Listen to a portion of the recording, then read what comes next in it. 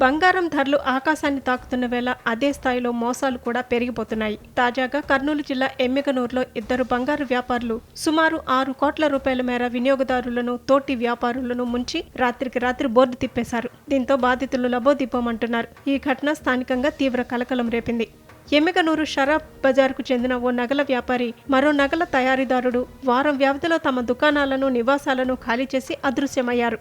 వీరిలో ఒకరు నగలు కుదువ పెట్టుకుని అప్పులు ఇవ్వటంతో పాటు కొత్త ఆర్డర్లు తీసుకునేవారు. మరొకరు ఇతర వ్యాపారులు ఇచ్చే బిస్కెట్లను నగలుగా మార్చే పని చేసేవారు.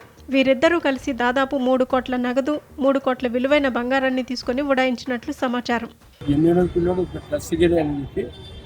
గోల్డ్ వ్యాపారం చేస్తున్నాడు. మేము నమ్మకం ఇచ్చి కొన్ని వస్తువులు పెట్టినామంతా కొంతమందికి సీటీ కవర్ లేకపోయినట్టు దాన్ని పేరు లేకపోతే సంతకం చేయడము, డబ్బులు ఇచ్చిన బిల్లు, తర్వాత బంగారుకి పెళ్ళికి అవి పెళ్ళికి అని చెప్పి ఇప్పుడు పెళ్లి మార్చి నెలలో పెళ్లి ఉండదు. చాలా మంది వస్తారు, అంగడికాడికి వస్తారు, తిరిగి పోతారు. తమ కష్టార్జితం ఆవిరైపోవడంతో బాధితులు దుకాణాల ముందు ఆందోళన చేపట్టారు. అయితే చాలా మంది బాధితుల వద్ద సరైన రసీదులు, ఆధారాలు లేకపోవడంతో కేసు దర్యాప్తు పోలీసులకు సవాలుగా మారింది.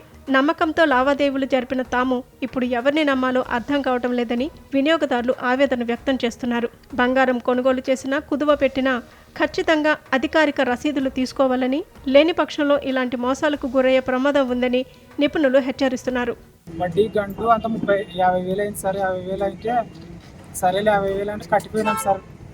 2 నెలల కిందట కట్టిపోయినాము. ఇవ్వండి అని అంటే లేదు, వారం ముందు రా ఇస్తానన్నాడు.